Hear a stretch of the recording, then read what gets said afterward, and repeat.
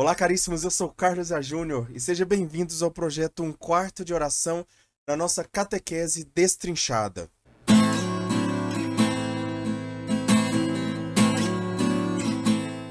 Hoje nós começaremos a falar sobre o sacramento da penitência, ou mais conhecido como sacramento da confissão.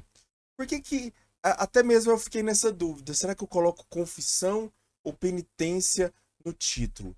Porque colocar confissão vai dar mais é, engajamento no YouTube e tudo mais. Quando as pessoas forem procurar, provavelmente pouquíssimas pessoas vão procurar como penitência, né? A maioria vai procurar o sacramento da confissão. Mas nós estamos aqui falando do catecismo, né? Então a gente tem que usar aquilo que o catecismo, da forma como o catecismo coloca para nós, certo? Então, aí eu coloquei penitência e coloquei também no título, já, a gente vai ver as três etapas importantes do, do sacramento da penitência, certo? Então, antes de nós assistirmos o vídeo, você assistiu o vídeo, se inscreve no canal, deixa o seu like, compartilha esse vídeo com outras pessoas, faz esse engajamento agora, tenta convence as pessoas, chega para 5 pessoas, pelo menos, chega para 5 pessoas e fala assim, olha, tem esse canal aqui, fala para pessoas que você já não falou ainda, né? Tem esse canal aqui, segue ele lá, dá uma forcinha para ele, assiste os vídeos lá, vai ajudar ele e vai ajudar você também, tá bom? Então, eu agradeço já, desde já, seu apoio. E vamos pro vídeo que hoje a gente tem muita coisa, como nos outros vídeos a gente tem muita coisa para fazer. Nessa parte dos sacramentos, tem muito conteúdo para ser dado e eu tirei muita, eu reduzi, eu reduzi, ao invés de colocar em 5, 6 aulas cada sacramento, eu coloquei em 3 no máximo cada sacramento. Então, é bem reduzido mesmo, tem que ser muito denso o conteúdo. Vamos lá então. Sacramento da penitência. Quais são as 3 etapas principais da confissão ou da penitência? É o arrependimento, a confissão e a reconciliação, certo? Antes nós precisamos entender quais são os sacramentos de cura. O catecismo ele vai dar uma introdução aos sacramentos de cura.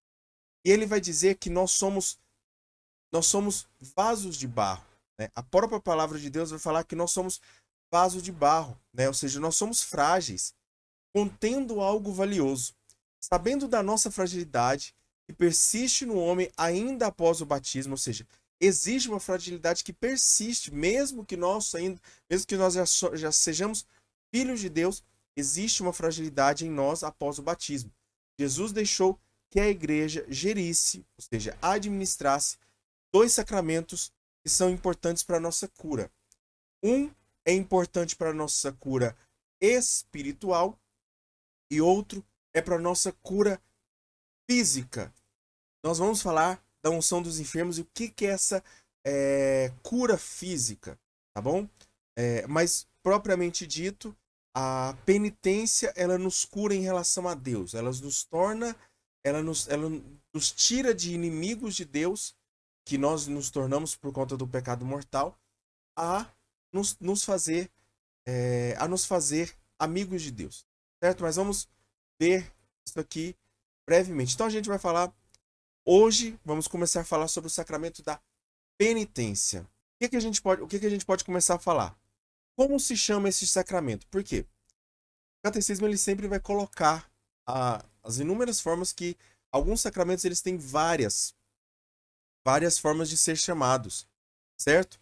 E o sacramento da penitência, não diferente, como eu já disse, né? Foi até uma coisa que me preocupou, essa questão da escolha do nome. Bom, sacramento da conversão, sacramento da penitência, sacramento da confissão, sacramento do perdão e sacramento da reconciliação. Todos estes, de qualquer forma que você utilizar, está correto. Bom, vamos lá. Por que sacramento da conversão? Porque ele realiza sacramentalmente o apelo que Jesus faz à conversão. Ou seja, Jesus faz um apelo na sua, é, no seu discurso, no seu evangelho, na sua vida pública. ele faz um apelo à conversão. Ele chama a conversão. Prova disso é que o próprio São João Paulo II, quando instituiu o, o, os mistérios luminosos, ele fala do chamamento à conversão, do convite à conversão de nosso Senhor Jesus Cristo, que é algo extremamente importante. É algo extremamente importante. É aquele vai e não tornes a pecar. Né? Ou seja, essa conversão, essa mudança de atitudes. Realiza também o esforço de regressar à casa do Pai, qual o pecador se afastou pelo pecado. Ou seja, da casa do Pai nós nos afastamos pelo pecado. E é esse reorganizar, ou seja, essa conversão, esse voltar, né? Eu estou mostrando com a mão aqui, toda vez eu faço isso, né? É esse converter, ou seja, eu estou indo numa direção, eu volto de onde eu estava vindo. Também pode ser chamado de sacramento da penitência, que é o que o catecismo prefere, porque o cristão pecador emprega uma caminhada pessoal e eclesial, ou seja, não somente pessoal, não somente uma caminhada pessoal, mas junto também com a igreja. Uma caminhada de conversão, que é uma mudança de direção, uma caminhada de arrependimento, ou seja, onde ele lamenta o mal cometido, e uma caminhada também de satisfação, onde ele repara o mal causado. E aqui nós vamos ver todas as três realidades. Na verdade, o arrependimento, ele é aqui, né? Primeiro o arrependimento, depois a conversão, depois a satisfação. Primeiro eu lamento o mal, depois eu mudo de vida, depois eu reparo o mal cometido, certo? Também pode ser chamado de sacramento de confissão, que é o mais usual, é o mais popular, pois o fiel reconhece e confessa seus pecados perante o sacerdote. Ou seja, ele fala, é necessário o fiel falar o pecado. Então, ele não pode escrever e dar para o sacerdote ler. Ele precisa falar. Estes são dois elementos importantes para este sacramento: reconhecer e confessar. Ou seja, a confissão não é somente um falar, né? Ou seja, falar mentiras, mas ele precisa falar verdades. Eu me arrependo dos meus pecados, eu cometi este e esse pecado, certo? Então, precisa haver verdade, ou seja, um reconhecimento, conhecer novamente, né? Nesse conhecer a si e reconhecer que você fez, que você cometeu esse pecado e confessar esse pecado. Confessa-se também a santidade de Deus e sua misericórdia para com o homem pecador. Então, ao mesmo tempo que nós confessamos os nossos pecados, nós confessamos também a santidade de Deus e confessamos que a sua misericórdia nos perdoa quando nós nos confiamos ao sacramento da confissão. Então, quando nós nos confiamos ao sacramento da confissão, nós também confessamos a misericórdia e a santidade de Deus. Outra forma de chamar o sacramento da penitência é sacramento do perdão, pois pela absolvição, ou seja, pelo perdão sacramental do sacerdote, Deus concede ao penitente o perdão e a paz.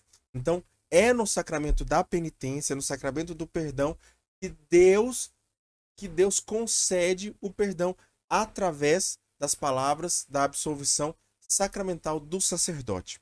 Também pode ser chamado de sacramento da reconciliação, porque dá ao pecador o amor de Deus que reconcilia. Ou seja, essa reconciliação é aquilo que eu falei lá no início. Nós éramos inimigos, nós nos tornamos amigos. Existe essa reconciliação, né? Imagina duas pessoas que foram inimigas, que eram amigas, se tornaram inimigas, depois elas voltam a ser amigas. Esse ato de voltar a ser amigo se chama reconciliação. Eles vão conciliar novamente, porque dá ao pecador o amor que Deus reconcilia. Então, lá em 2 Coríntios 5:20 vai dizer: deixai-vos reconciliar com Deus. E também em Mateus 5:24, Jesus fala: vai primeiro reconciliar-te com o teu irmão. Ou seja, aqui há duas realidades que nós precisamos, nós nos reconciliamos. Não só nos reconciliamos com Deus, mas nos reconciliamos também com os nossos irmãos. Aqueles que nós precisamos nos reconciliar nós precisamos ir atrás deles. Nós precisamos pedir perdão para aqueles a quais nós temos consciência de que cometemos faltas com ele. Por que um sacramento de reconciliação depois do batismo? Bom, é aquilo que eu já falei, por causa da fraqueza humana, né?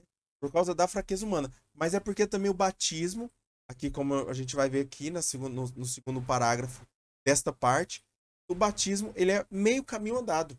Então, Jesus desejou que existisse esse caminho, esses 7 caminhos, 7 sacramentos para nós.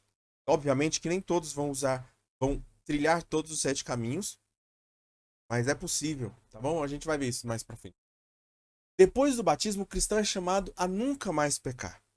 Porém, este convite da igreja é acompanhado pela consciência de que somos todos pecadores. Então a igreja, ela faz assim, olha, é possível. Por isso é um convite. Por isso a igreja convida a não mais pecar, como Jesus convidou, vai e não tornes a pecar. Deus sabe que é possível. Nós sabemos que a igreja sabe que é possível. A igreja sabe que é possível. Porém, a igreja reconhece também que existe a fraqueza humana, que existe a debilidade humana. Reconhecendo essa debilidade, então a igreja não se engana. Então ela reconhece que o cristão vai pecar, pode pecar. Ele vai pecar, não. Ele tem a potencialidade de pecar. 1 João 1,8 vai dizer: se dissemos que não temos pecado, enganamos-nos a nós mesmos e a verdade não está em nós. O próprio Deus sabia dessa fraqueza humana, que nós precisaríamos de perdão além do dado no batismo. Ou seja, além do perdão dado no batismo, precisávamos de outro perdão. Precisávamos de um perdão a mais. Perdoai-nos as nossas ofensas. Ou seja, o batizado que se torna filho de Deus ainda precisa de perdão. Porque, lembra, uma coisa que a gente sempre tem que entender. O Pai Nosso é a oração dos filhos de Deus. Não é a oração de órfãos, não é a oração daqueles que não são batizados. É a oração dos batizados. Aquele que chama Deus de Pai, ele deve ser filho de Deus. Você não pode chamar uma pessoa de pai se ela não é filha sua, ou se você não é filha dela, ou se você não considera ela como pai, ou ou ela te considera como filha. Então, Deus nos considera como filhos quando nós somos batizados. Porém, após o batismo, ainda assim nós continuamos pecando. Por isso nós pedimos: perdoai as nossas ofensas. Jesus deixa claro que o perdão de Deus tem relação com o perdão entre nós. O batismo, que é o batismo, mais os 2 outros sacramentos que nós já falamos, da crisma e da Eucaristia, é a parte de Deus nas nossas vidas. Ou seja, pelo batismo e pela Eucaristia e pela crisma, é a força de Deus em nós. Nós precisamos agora tomar a nossa atitude. É aqui que nós começamos a agir. É no sacramento da penitência que nós começamos a agir. Como eu disse aqui, Jesus deixa claro que esse perdão de Deus também anda lado a lado com o perdão entre nós. Ou seja, esse perdão mútuo, né? Perdoai-nos as nossas ofensas, assim como nós perdoamos a quem nos ofende, a quem nos tem ofendido. Certo? Também nós precisamos entender que é um meio caminho andado. Ainda temos um caminho para percorrer mesmo. Nascendo de novo no batismo, ainda recebendo os dons do Espírito Santo na confirmação, comungando de Cristo na Eucaristia, nós já temos meio caminho andado. Porém, existem fraquezas que vão aparecendo ao longo do caminho ou que vão persistindo ao longo do caminho. E essas fraquezas persistindo ou aparecendo ao meio do caminho, elas precisam ser retiradas. Coisas novas, a vida do homem muda, a vida da mulher muda. Então ela vai mudando, as fraquezas vão mudando, os pecados podem ir mudando, vão sendo não substituídos, a pessoa não vai substituindo, mas vão aparecendo outras situações que podem fazer a pessoa cair por conta da cegueira, por conta da falta de intimidade com Deus, por conta da pessoa não entender que aquilo não ter consciência ainda plena daquilo, daquele caminho que vai levar ela pro buraco, pro pecado. Neste caminho, devemos tomar consciência de que nossas fragilidades e fraquezas, né, tomar consciência das nossas fragilidades e fraquezas humanas. Tomar consciência de que somos frágeis e fracos. Tomar consciência das nossas inclinações para o pecado, ou seja, da nossa concupiscência. Nós temos uma inclinação para o pecado. Assim como uma pessoa que coloca um peso enorme sobre as costas, né, uma mochila, alguma coisa bem pesada, ela tem uma inclinação a ser puxada para trás. Ou uma pessoa que coloca um peso para frente, ou uma pessoa que coloca peso do lado aqui no ombro, ela tem uma inclinação, o peso puxa ela. Então ela precisa fazer o contrapeso. Ela precisa fazer o contrapeso, muitas vezes, dessa inclinação. É andar, nadar contra a corrente. Nossas provas e combates também que mostram, porque se nós ainda somos provados, é porque nós precisamos passar pela prova. É porque nós precisamos passar pela prova. Este combate do caminho é a conversão, restante do caminho que devemos percorrer. Então, percorremos o batismo, a Eucaristia, a confirmação, mas nós precisamos continuar percorrendo. Existem outras coisas que vão surgir no caminho. Quem dera, né?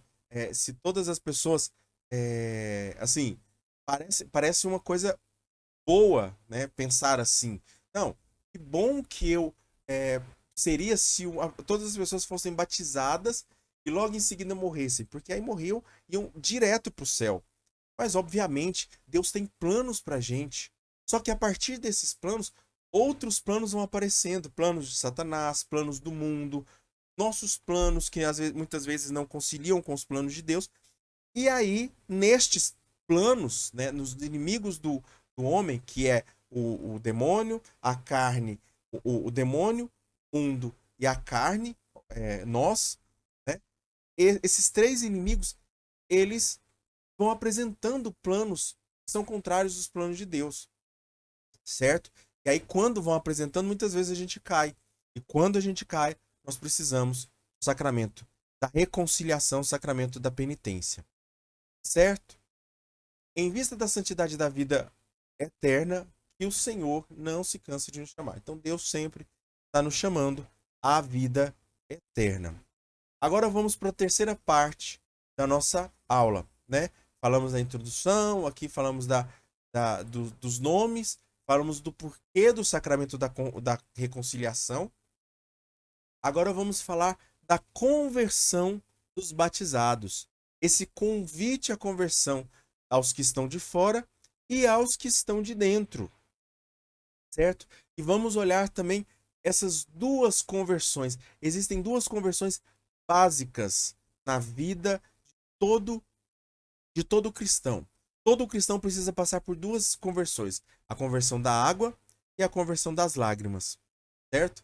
Olha que interessante isso. A água que vem de fora, né, e nos lava. E a água que vem de dentro, as lágrimas, que nos fazem também, que nos lavam também. Mas vamos olhar isso aqui. Olha que interessante isso. Primeiro tem um convite aos que estão de fora. Jesus chama a conversão. Tal apelo é parte essencial do anúncio do reino de Deus. Marcos 1,15 vai dizer: o tempo chegou ao seu termo, ao seu fim. O reino de Deus está próximo. Convertei-vos e acreditai na boa nova. Convertei-vos e crede no evangelho. A igreja também convida, imitando seu esposo, Jesus Cristo, primeiramente aos que não conhecem Cristo e o evangelho. Então, o primeiro anúncio é para aqueles que estão de fora. Aqueles que estão de fora são chamados à conversão. Aqueles que estão de fora são chamados a entrar.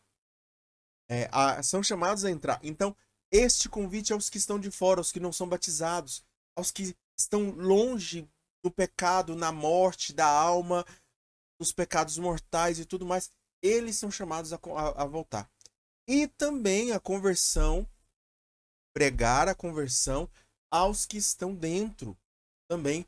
Este convite também é direcionado aos da igreja que continuam e são cristãos. Então, chama-se uma segunda conversão, que é uma conversão constante. Então, tem gente que fala assim, não tem esse negócio de dia da conversão. Obviamente que tem. Dia da conversão, o meu dia da conversão foi no dia 30 de agosto de 2003. Meu dia da conversão. Quando começou, de fato, a minha conversão, obviamente que Deus foi preparando tudo, mas quando eu me decidi, quando eu tomei pelo menos a primeira decisão, obviamente que outras decisões precisavam ser tomadas, precisaram ser tomadas depois. E aí, a nossa vida, ela é diária. A nossa segunda conversão, quando nós já estamos dentro, é essa conversão que nós chamamos de segunda conversão. Ela é contínua, permanente e perene. Ou seja, ela vai até o fim das nossas vidas.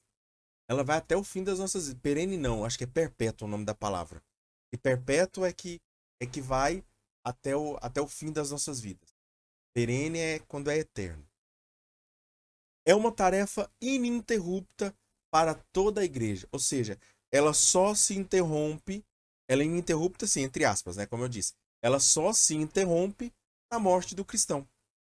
Ou ele vai para o inferno, e aí já não tem mais luta, ou ele vai para o céu, e aí também já não tem mais luta. Certo? Então, é um convite à conversão, mas é um convite constante. Convertei-vos, convertei-vos, convertei-vos, convertei-vos. Este é o convite da igreja, este é o convite de Cristo para nós. A igreja é santa, mas necessita de purificação em um esforço. Ou seja, os membros da igreja que são pecadores e propensos ao pecado, são potencialmente pecadores, eles são chamados a essa purificação dos desejos, dos apegos das criaturas, porque exatamente o que é o pecado? O pecado é esse apego à criação. Quando nós deixamos o Criador e nos apegamos à criatura. Olha Eva, olha Adão e Eva, olha lá no Gênesis. O que Deus disse? Olha, tem tudo aqui para vocês, tudo eu te dou. Só isso aqui eu não te dou. O que era proibido era pegar a criação, era tomar a criação como posse, como desejo. Aquele fruto, na verdade, é uma simbologia para dizer que Adão e Eva pegaram o fruto de Deus, que é a criação, e fizeram dele Deus, e fizeram dele o seu Deus. Então, tiraram Deus do seu posto de Deus, de centro da vida, e colocaram a criação. E todo pecado é nada mais, nada menos do que colocar a criação no meio, no centro da vida. Seja o dinheiro, seja o sexo, seja a cobiça, seja o que for, é a forma como nós colocamos a criação, o que Deus criou, no centro. Nós podemos colocar uma fruta no centro das nossas vidas e tirar Deus. E lembre-se que um círculo, o círculo ele só tem um centro. Só existe um centro no círculo. Continuando então. É um convite à constante penitência e renovação, que não é somente obra humana. Certo? Então nós precisamos entender que isso não é só obra humana, mas também obra divina. É um movimento do coração contrito, atraído e movido. Coração contrito, atraído e movido. Ou seja, um coração que se enche de lágrimas, contrito, atraído, ou seja, impulsionado a buscar Deus e movido a continuar nesse movimento. E responde ao amor misericordioso de Deus. Ou seja, é uma resposta. A confissão, o sacramento da penitência é uma resposta a Deus. É uma resposta a Deus que está te chamando, convertei-vos, convertei-vos. E você fala, sim, sim, eu quero me converter, eu quero mudar de vida. E aí nós temos essas duas conversões na nossa vida, que é a conversão da água e a conversão das lágrimas. A conversão pela água é o batismo. A conversão pela lágrima é a penitência.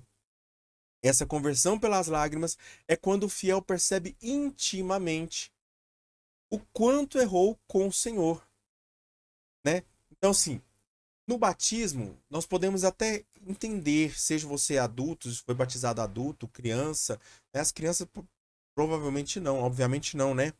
Mas os adultos, eles podem até entender ou não entender.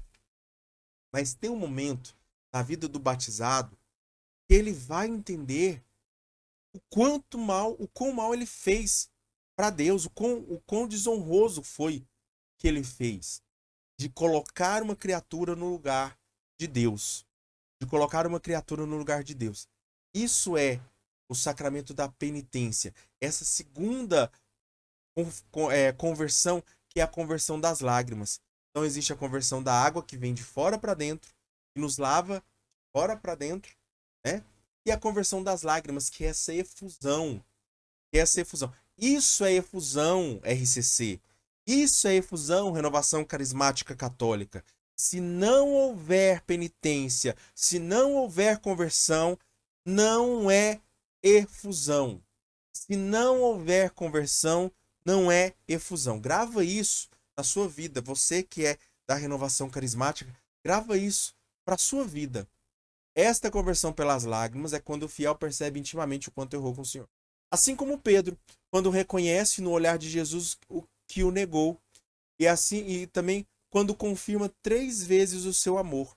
Então, da mesma forma, Pedro, olha só, se o Papa, o homem que mais amou Jesus, não existe outro homem, não existe outro discípulo, melhor dizendo, que amou mais Jesus do que Pedro, porque eu tenho as minhas convicções.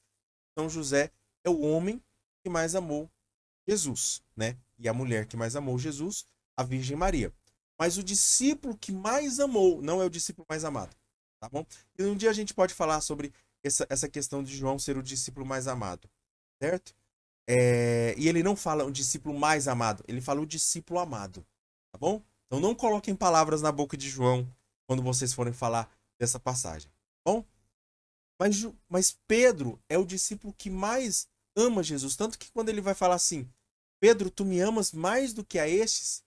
E Pedro responde, sim, Senhor, tu sabes que te amo. Ou seja, e, e Jesus não nega isso. Jesus não corrige, fala assim, não, Felipe me ama mais. Não, João me ama mais. Não, Jesus não desmente Pedro, né? Porque Jesus confirma isso. Então, Pedro, tu me amas mais do que estes. E aí, nessas duas conversões, na conversão depois de negar, e nas 3 afirmações, existem essas duas conversões, certo?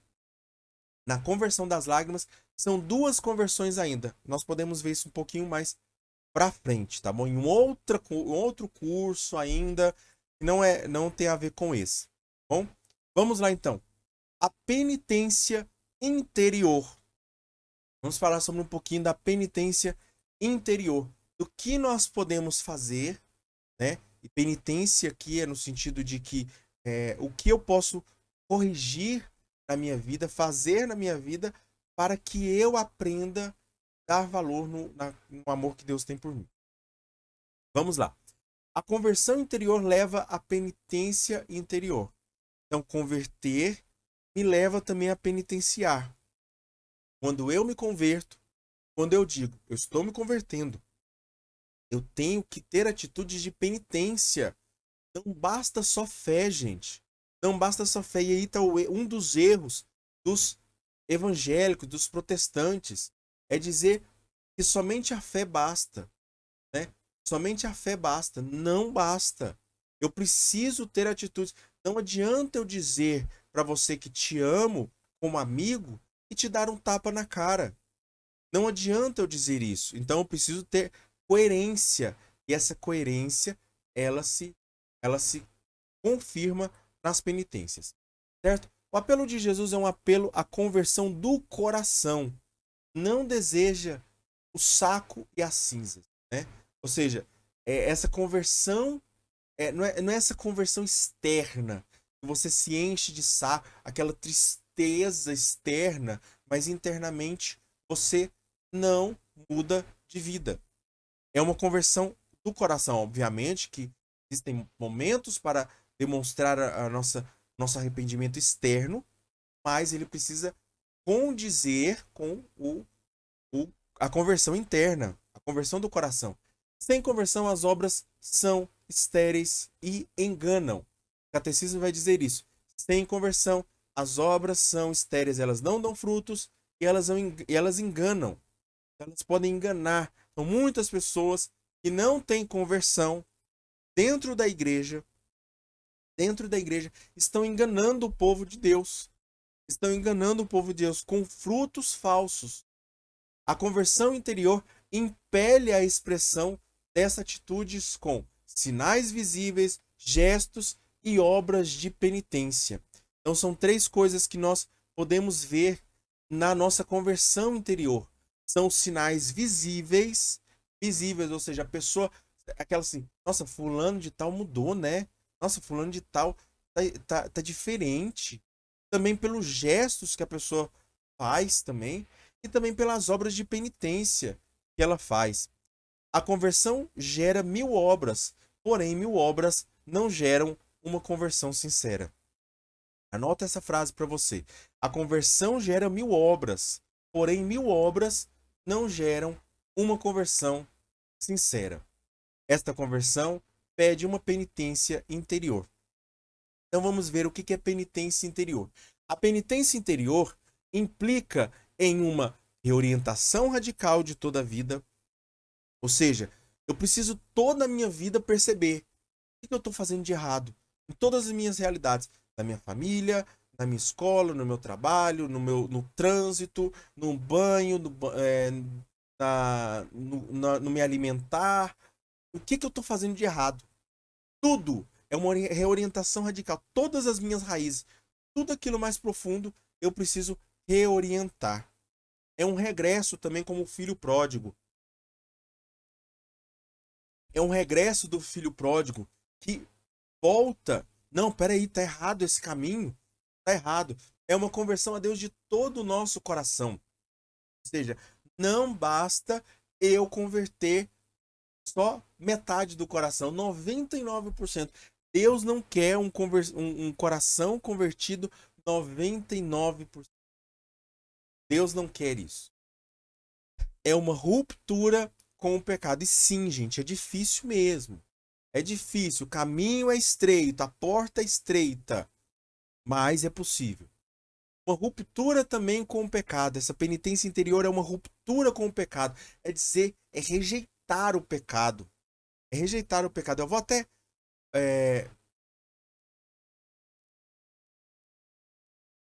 na minha oração pessoal de ontem, eu estava rezando e Deus falou justamente isso. Nós precisamos tratar o pecado como nosso eterno inimigo.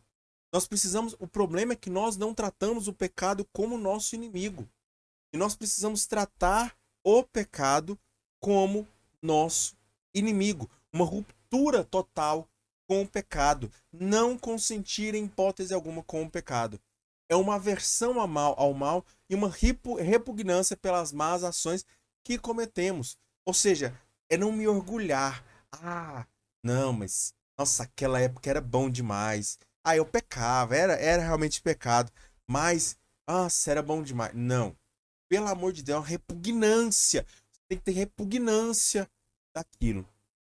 Também requer um desejo e um propósito de mudar de vida, uma esperança na misericórdia de Deus. Isso aqui é muito importante. Tem muita gente que vai para o sacramento da penitência e não acredita que Deus vai perdoar. Não pode.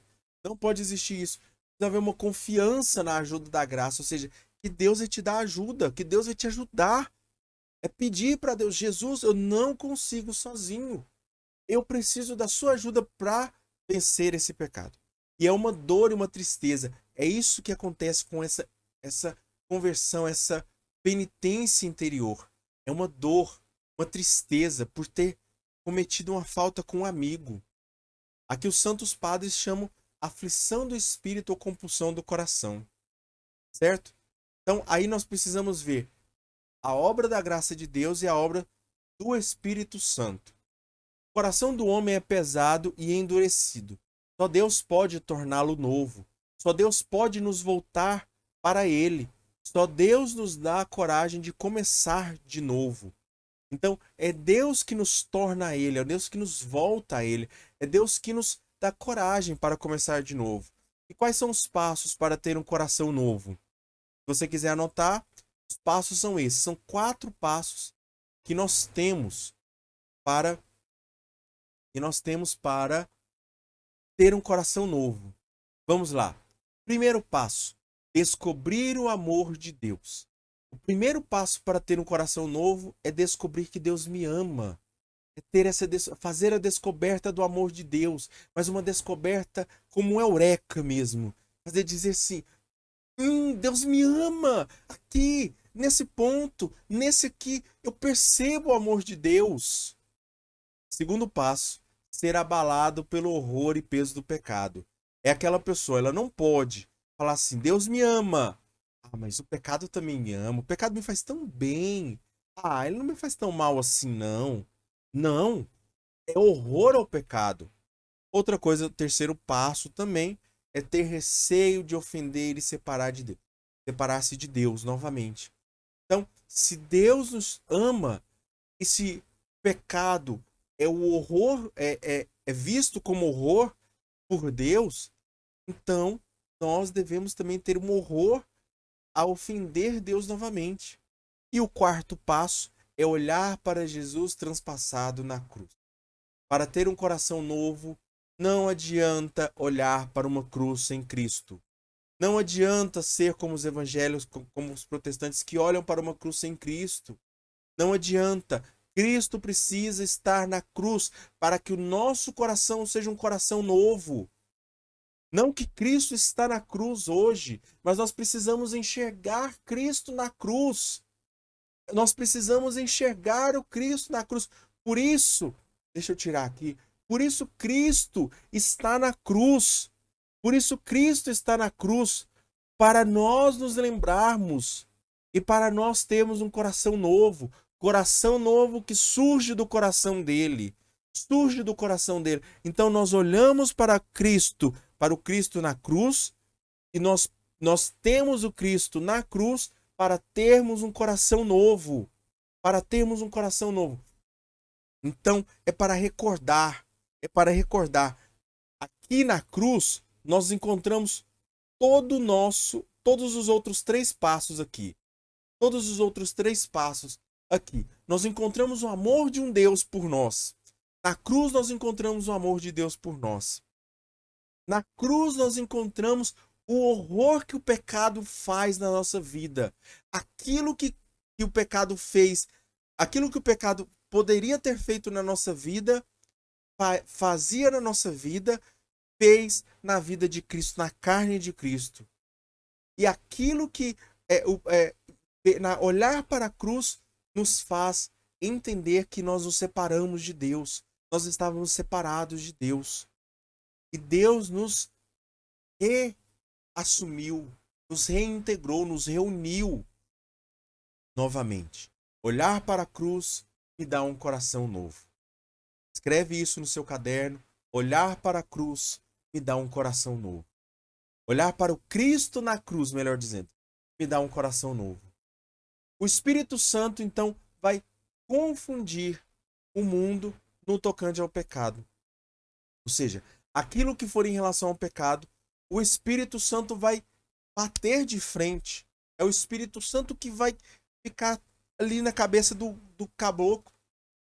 Ali, muda de vida, Eu tô falando igual goiano, né? Como se o Espírito Santo fosse goiano, né?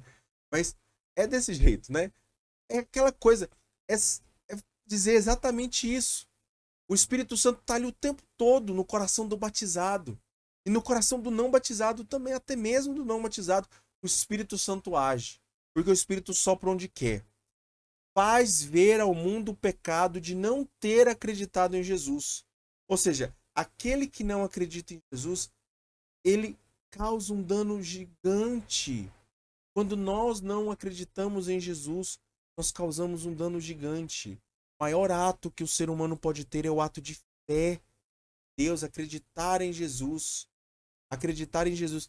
E o Espírito Santo, ele faz o mundo ver o mal que a falta de fé causa. O Espírito Santo também vem desmascarar o pecado. Então, quando uma pessoa me pergunta assim, como é que eu faço para converter uma pessoa, né? Tem até uma catequizanda que vem me perguntar esses dias. Como é que eu faço para converter uma pessoa? Bom, primeira coisa é o Espírito Santo que converte. Obviamente eu dei algumas dicas, né? De sempre falar bem, de não aceitar as atitudes más da pessoa, tudo mais, mas é o Espírito Santo que vai convencer. O Espírito Santo muitas vezes convence de forma visível através das nossas atitudes. E dá um coração. O Espírito Santo também vem dar um coração novo ao homem, graça, a graça do arrependimento e da conversão. Então ele dá essa graça. Se você não consegue se arrepender, às vezes se você é uma pessoa fria, você se sente uma pessoa fria, uma pessoa muitas vezes sem sentimento, faz isso. Faz esse desejo, assim, pensa, pede o Espírito Santo para te dar arrependimento, certo? Vamos para as nossas duas últimas partes, agora para a parte 5 e 6 da nossa da nossa aula de hoje. Quais são as múltiplas formas de penitência na vida do cristão, na vida cristã? Bom, nós temos o jejum, a esmola e a oração. Nós temos os meios de converter. Nós temos a Eucaristia e a penitência. Nós temos os atos de piedade, os tempos e os dias de penitência e a parábola do Pai misericordioso, certo? Vamos olhar todas essas realidades aqui. Primeiro, o jejum, a oração e a esmola.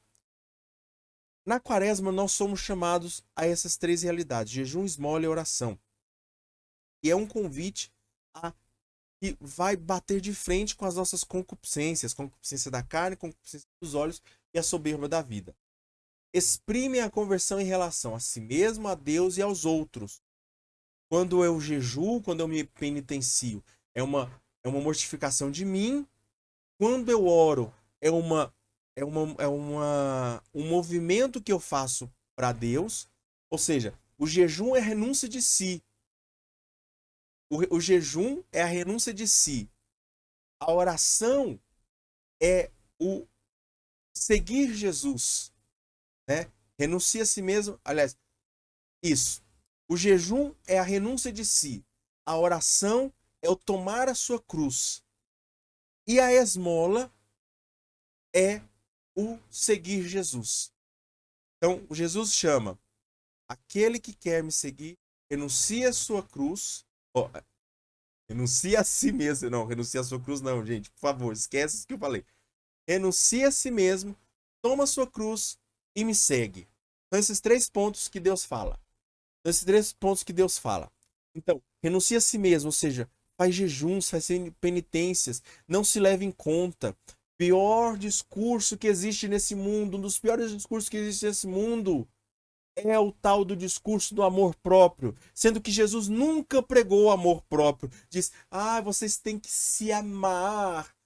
Não, esse amor próprio que Jesus prega não é um amor próprio egoísta, é um amor próprio altruísta, tá bom? Jesus tem uma forma de pregar o amor próprio, né? Mas esse amor próprio, ele precisa ser calibrado no amor ao outro. Ele precisa ser na mesma medida. Se eu não amo o outro e me amo, eu estou sendo egoísta. Mas vamos lá. Então existe a renúncia de si, tomar a cruz, que é todos os dias rezar, e também o seguir Jesus, que é fazer, imitar Jesus. Como imitar Jesus? Perdoando, dando graças, ajudando, fazendo, estendendo a mão. Para obter perdão, o cristão deve ser batizado. A gente aprendeu lá no sacramento do batismo. Reconciliar-se com o próximo. Então nós precisamos nos reconciliar também com o próximo. Onde nós erramos com o outro, nós precisamos falar: errei, fui moleque. Verter lágrimas de penitência. Também. Ou seja, eu preciso expressar, não que eu precise, mas precisa haver no meu coração lágrimas de penitência. Procurar-se preocupar-se com a salvação do próximo. Então não adianta você falar assim, eu me converti, e o outro que se lasca. Não, pelo amor de Deus, gente. A preocupação com a salvação do próximo é uma atitude de uma pessoa convertida. Se você se converter, você quer que outras pessoas se convertam, mas não de uma forma obsessiva, compulsiva, idólatra, que você coloca isso acima de todas as coisas e esquece do respeito com a outra pessoa. Não, mas é dizer sim, olha, eu tô preocupado com você, nisso, naquilo, no momento certo, com a sabedoria, com a forma certa. Também é pedir a intercessão dos santos, principalmente a Virgem Maria,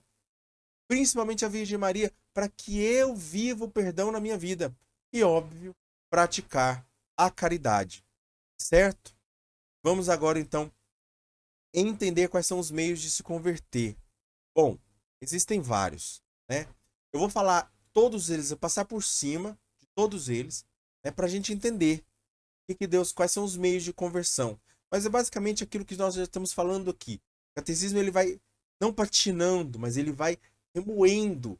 Ele vai remoendo, né? Ele vai pegando. Primeiro ele pega o bolo, que nós já falamos aqui na primeira parte dessa aula, nas primeiras partes, e agora nós vamos remoendo, né? Gestos de reconciliação, o cuidado dos pobres, são atitudes que nos ajudam e manifestam a nossa conversão. O exercício e defesa da justiça e do direito, a confissão das próprias faltas aos irmãos, ou seja, a confissão ao padre, aos irmãos, calma, a gente não precisa ficar expondo o nosso pecado para todo mundo, não. Também a correção fraterna, não só correção, eu vou corrigir ele porque eu preciso falar, mas você está fazendo com fraternidade, com caridade? Não, então não faça, fica na sua. Revisão de vida, ou seja, é sempre estar observando onde eu posso estar errando, onde eu errei na minha vida. O exame de consciência você pode fazer sempre quando você for confessar, ou todos os dias, à noite você pode fazer um exame de consciência do como foi o seu dia. Também ter direção espiritual é importante para que outra pessoa mostre e fale assim, olha, isso aqui você está fazendo errado. Fui confessar com o padre esses dias mesmo, perguntei para o padre, essa forma de pensar minha aqui, tá certo ou tá errado? Ele, não, Deus não é assim. Deus é misericórdia, você tá vendo um Deus muito carrasco. O padre falou para mim, né? Você tá vendo um Deus muito carrasco, Deus não é assim. Deus é misericordioso. Também na aceitação dos sofrimentos, é entender que o sofrimento, ele tomou uma proporção diferente na cruz. Na cruz, o sofrimento, ele faz agora nós nos assemelharmos a Cristo. Nos faz nos assemelharmos a Cristo. Se Cristo foi digno de... não foi digno, né? Se Cristo se dignificou a sofrer por nós, ou seja, se Cristo passou pelo sofrimento, quer dizer que agora o sofrimento é algo que nos aproxima de Cristo. E a coragem também de suportar a perseguição por amor da justiça. Ou seja, tomar a cruz todos os dias e seguir Jesus é o caminho mais seguro da penitência. Na verdade, é o renunciar a si mesmo, tomar a cruz todos os dias e seguir Jesus é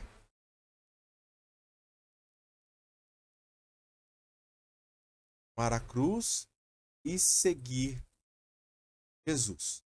É o que nós fazemos. Renunciar a si, tomar a cruz e seguir Jesus. 3 atitudes que nós precisamos fazer. É aquilo que eu disse. É o de dentro, a mim mesmo, a Deus e ao outro. Esses gestos aqui, eles vão exprimir exatamente isso. Certo? Vamos falar da Eucaristia e da penitência. A Eucaristia é a fonte e o alimento da conversão. Na Eucaristia, nós encontramos o sacrifício de Cristo, que nos reconcilia com o Pai. É o sacrifício que nos reconcilia com o Pai, e nós comungamos desse sacrifício. Por ela nutrem-se e fortificam-se todos os que vivem a vida de Cristo. Então, na Eucaristia, nós também nos convertemos. Conversão, pecados veniais, tá bom? Conversão de pecados veniais, não conversão de pecados mortais. Não se converte um morto, não se alimenta um morto. Nós já falamos sobre isso aqui, certo? Também temos atos de piedade. Quais são os atos de piedade? Certo? São atos de piedade aqueles que são atos de piedade? Aqueles que reavivam em nós o espírito de conversão e de penitência e contribuem para o perdão dos nossos pecados. Então, sempre que nós estamos lendo, fazendo alguma coisa que nos remete à conversão, isso é um ato de piedade. Exemplos de ato de piedade: a leitura da Sagrada Escritura, a oração da liturgia das horas e a oração do Pai Nosso. São exemplos. Existem outras coisas, né, que nós podemos ver, mas são todas exemplos de atos de piedade. Exemplos de atos que nos levam sempre à conversão. Quais são os tempos e os dias de penitência? No decorrer do ano, nós temos o ano litúrgico. E nós já falamos sobre isso aqui, né? Existem momentos fortes de prática de penitência. Dois deles, exatamente. Tempo da quaresma, né? E eu aqui incluiria também da quaresma e advento. Da quaresma e advento. E todas as sextas-feiras, pela memória da morte de nosso Senhor Jesus Cristo. Se no domingo nós lembramos o dia do Senhor, Dies Domini, na sexta-feira nós lembramos a morte. Todas as sextas-feiras nós lembramos a morte de nosso Senhor Jesus Cristo. Estes tempos são particularmente apropriados para os exercícios espirituais, para liturgias de penitência, para as peregrinações em sinal de penitência, para as privações voluntárias como o jejum, para a esmola como a partilha fraterna e obras caritativas e missionárias, né? A esmola, que são obras de caridades e missionárias, certo? Então, esses dois tempos são essenciais, são importantíssimos. Obviamente, nos outros tempos dá para se converter também, mas esses são mais propícios. Assim como, por exemplo, é mais propício, sei lá, eu acho que manga dá no final do ano, né? Se eu não me engano. Tá enganado aqui. Mas se não for, ignora isso, né? Manga dá no final do ano. O tempo propício, mas pode ser que uma pessoa lutando, plantando ali, talvez ela vai conseguir fazer uma manga que dá o ano todo, né? Sim. Ou existe alguma fruta, por exemplo, a banana. A banana é propício o ano todo, né, a dar. E aí nós temos então esses tempos que nós chamamos de kairos, que são propícios a alguma coisa. São propícios a alguma coisa. E aí nós temos também a parábola do Pai misericordioso, certo? Gente, mas é muita coisa para falar. É muita coisa para falar. Sempre vai ser muita coisa para falar. Esta parábola do filho pródigo mostra a dinâmica da conversão, da qual o centro é Pai misericordioso. A parábola do filho pródigo não é a parábola do filho pródigo. É a parábola do Pai misericordioso. Eu parei aqui é porque deu um lag aqui, deu uma travada aqui. Então não é a parábola do filho pródigo, é a parábola do Pai misericordioso. Todos percorrem três passos. Todos percorrem três passos, subdivididos em outros a seguir. Primeiro vem a queda, depois vem a volta e depois a conversão, certo? Então, a queda. Qual é a queda do filho pródigo? Qual é a queda? A ilusão da liberdade, o abandono da casa paterna, a miséria extrema, a humilhação profunda e o desejo de alimentar-se da lavagem. Então, essa é a queda do filho pródigo, daquele filho mais novo. É a queda dele. Primeiro, ele se ilude que é livre. Ele é livre fora da casa do pai. Depois, ele abandona essa casa. Pede a sua herança e vai embora. Depois, ele vai experimentar a miséria. Depois, ele experimenta a humilhação. Depois, ele experimenta o desejo de se alimentar pela lavagem. E é aí que ele se reconcilia. E aí que ele se reconcilia, que ele começa esse processo de volta. E aí vem a volta, né? Vamos abrir, vamos deixar aberto aqui também. Aí vem a volta, que é a reflexão sobre os bens perdidos. A volta dele já começa com ele refletindo. depois vem o arrependimento, depois vem a decisão de se declarar culpado. Não, eu vou voltar e vou fazer, né? Eu te convido a ler esta passagem, né? Novamente. A decisão de se declarar culpado. Eu vou lá e vou me declarar culpado. E o caminho do regresso, que é importantíssimo. Aqueles passos, todos os passos foram contados. Ele contou os passos para chegar até o Pai. E depois tem a redenção, que é o acolhimento generoso do Pai e a alegria do Pai manifestada aos servos e ao filho mais velho. Então, são essas três etapas que nós temos na nossa vida, quando nós pecamos e quando nós voltamos para Deus. Nós temos a nossa queda, nós temos a volta, nós temos a redenção. Os símbolos da vida nova que o homem tem ao voltar para Deus e para o seio da família são, ou seja, família e igreja, são a roupa nova, o anel no dedo e o banquete festivo. A roupa nova cobre a nudez de Adão. Então, quando Adão fica nu, se percebe nu, a roupa nova vai cobrir ele. O anel no dedo, o anel no dedo é aquele que dá autoridade de herdeiro. O anel ele vai simbolizar, dizer, este é filho do patrão. Ele é filho de Deus. E também o banquete festivo que sacia o filho esfomeado. O filho que antes estava desejando comer a lavagem, agora tem um banquete. Tem um banquete. Então, três coisas Deus nos promete. A roupa nova cobre a nossa vergonha, o anel no dedo que nos dá a autoridade de filhos e herdeiros, co-herdeiros com Cristo, e o banquete do qual nós podemos nos alimentar. Vamos falar então sobre o sacramento da penitência e da reconciliação. Deixa eu ver, vai dar para falar. Bom, então vamos continuar aqui. Eu dei uma pausa aqui, né? Você viu esse corte? Eu dei uma pausa aqui para eu ver se dava pra gente falar aqui, mas dá para sim. Então vamos lá. Primeiro nós precisamos entender que só Deus perdoa, certo? Deixa eu baixar isso aqui. Nós precisamos entender que só Deus perdoa.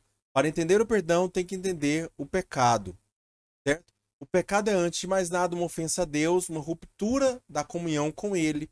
É também um atentado contra a comunhão com a igreja. E o sacramento da confissão traz isso. Um perdão com Deus e uma reconciliação com a igreja. Então, quando nós confessamos, nos arrependemos, confessamos, nos reconciliamos, nós recebemos o perdão de Deus e uma reconciliação da igreja. Por isso precisa ser com o padre, tá? Não adianta você falar assim, eu me confesso com Deus diretamente. Você não confessa porque acaba que você precisa de uma reconciliação com os outros. Você errou com os outros também. Você não errou só com Deus. Não é o padre quem perdoa, é Deus. E somente Deus quem perdoa os pecados. Jesus tem esse poder na terra de perdoar os pecados. É assim que Jesus demonstra que ele é Deus, quando ele perdoa. Tendo este poder de perdoar, ele o dá aos homens para que o exerçam em seu nome.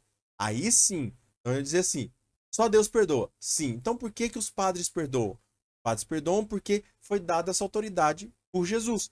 Jesus pode perdoar. O padre perdoa em nome de Cristo e na autoridade de Cristo. Cristo quis que a sua igreja fosse sinal de instrumento e instrumento do perdão, da reconciliação que ele nos adquiriu pelo preço do seu sangue. Então, na oração de Cristo, ele exprimiu isso. Na sua vida, ele exprimiu isso. E na sua atividade, Cristo exprimiu isso. Ele queria que a igreja fosse sinal e instrumento do perdão. Então, Jesus ele falou isso constantemente. Ele expressou isso. Ele expressou isso constantemente. Certo? Outra coisa também que nós precisamos entender é a reconciliação com a igreja. Reconciliando com Deus, reconciliamos também com a igreja. Precisamos reconciliar com a igreja. O efeito do perdão. Jesus manifestou o perdão e seu efeito. A reintegração dos pecadores, perdoados na comunidade do povo de Deus. Ou seja, aquele que é perdoado é reintegrado na comunidade. Jesus recebia e era recebido à mesa dos pecadores. Ou seja, ele estava ali no meio dos pecadores, arrependidos. Os pecadores arrependidos.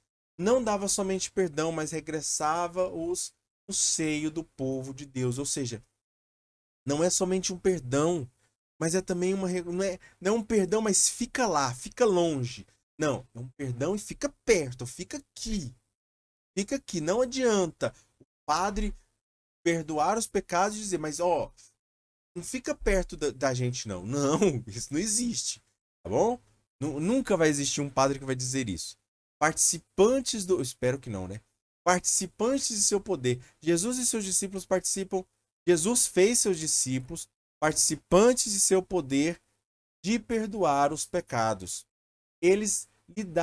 Deus lhes dá o poder para reconciliar os pecadores com a igreja. Nós temos a passagem de Mateus 16 para nós vermos isso. O poder de ligar e desligar. Então foi dado a Pedro, foi dado ao Papa, foi dado à igreja, o poder de ligar e desligar. O que significa ligar? Aqui em Mateus 16, né?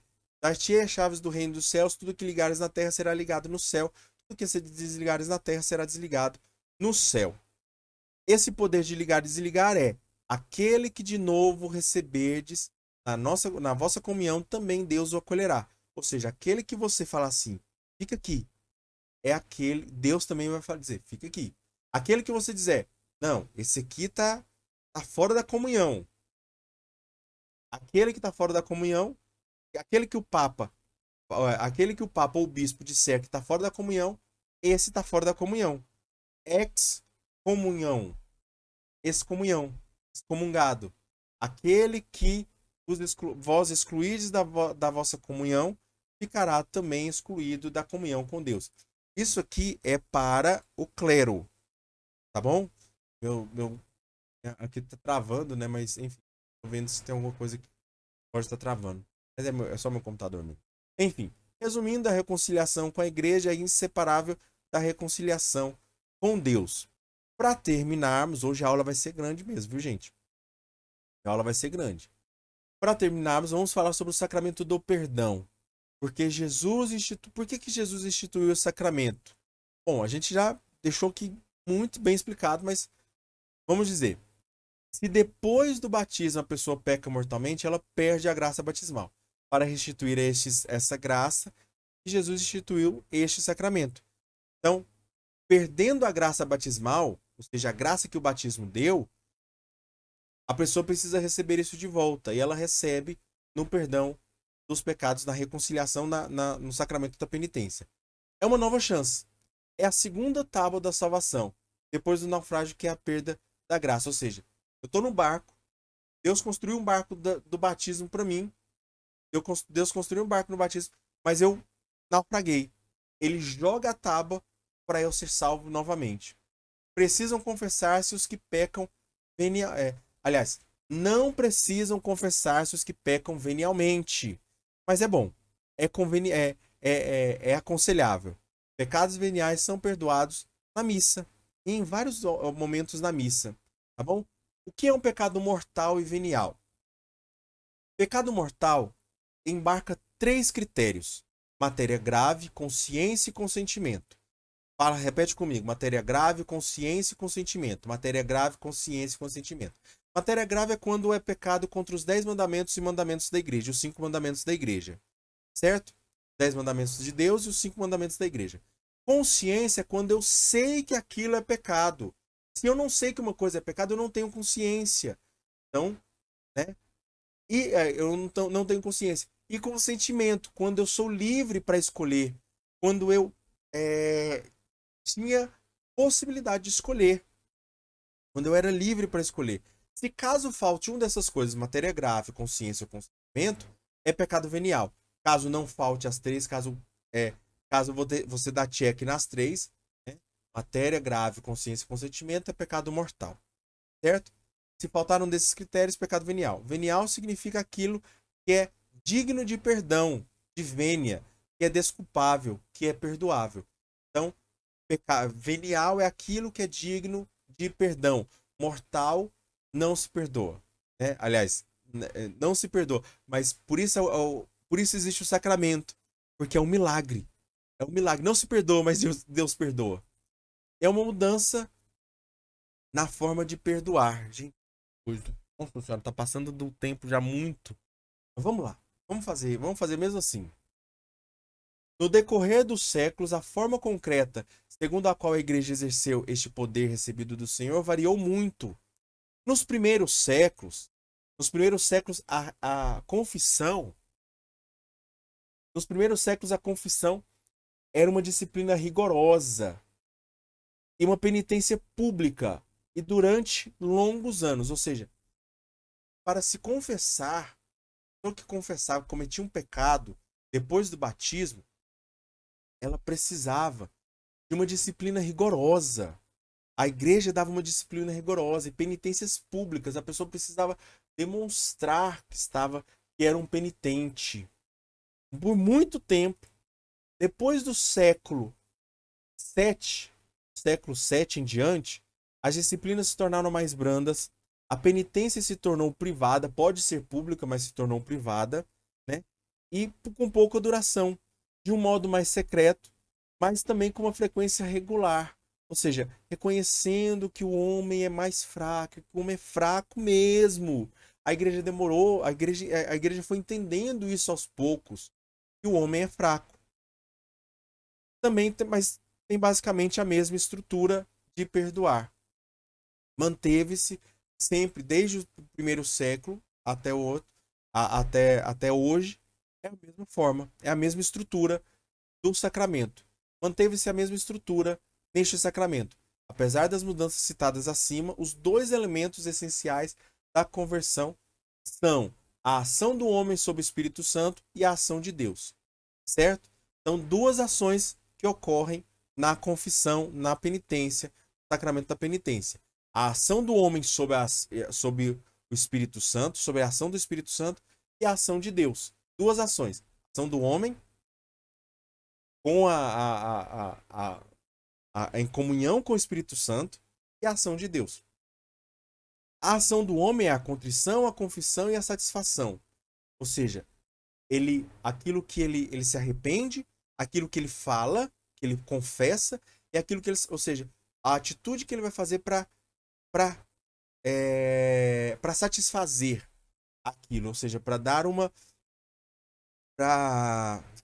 eu tô tentando lembrar a palavra aqui, mas é aquela forma de você consertar as coisas, aquilo que está no seu alcance para você consertar.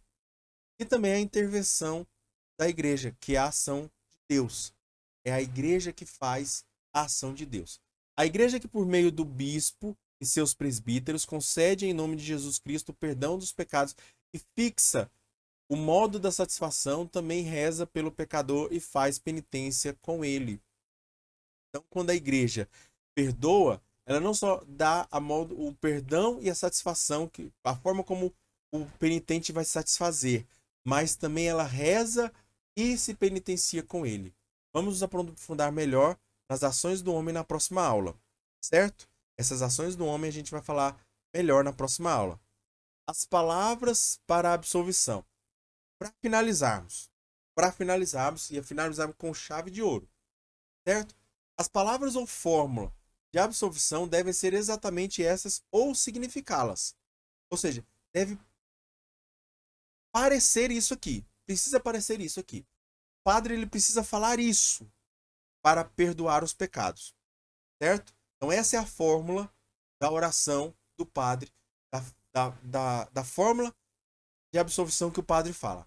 Deus Pai misericordioso, que pela morte e ressurreição de seu Filho, reconciliou o mundo consigo e enviou o Espírito Santo para a remissão dos pecados, te conceda pelo ministério da Igreja o perdão e a paz. E eu te absolvo dos teus pecados, em nome do Pai, do Filho e do Espírito Santo. Em alguns casos, o padre vai falar só isso aqui, ó. E eu te absolvo dos seus pecados, em nome do Pai, do Filho e do Espírito. Amém? Então, nós finalizamos a aula de hoje. A aula foi mais corrida, né? Mas eu tenho certeza que foi uma aula fantástica. Deu para entender boa parte daquilo que nós entendemos daquilo que a igreja entende sobre confissão, mas nós vamos nos aprofundar melhor nas próximas 2 aulas. Temos mais 2 aulas para falar sobre o sacramento da confissão. Posso estar enganado aqui, agora posso estar enganado. Mas nós temos mais 2 aulas para falar, né? Se eu estiver enganado, vocês me perdoem aí, falha minha, né? A gente está falando do sacramento do perdão, então eu peço perdão para vocês se eu estiver errado aqui. Louvado seja nosso Senhor Jesus Cristo, para sempre seja louvado. Antes de nós, né, se inscreve no canal, deixa o seu like, compartilha a mesma coisa de sempre e até mais. Deus abençoe a sua vida. Em nome do Pai, do Filho, Santo. Amém.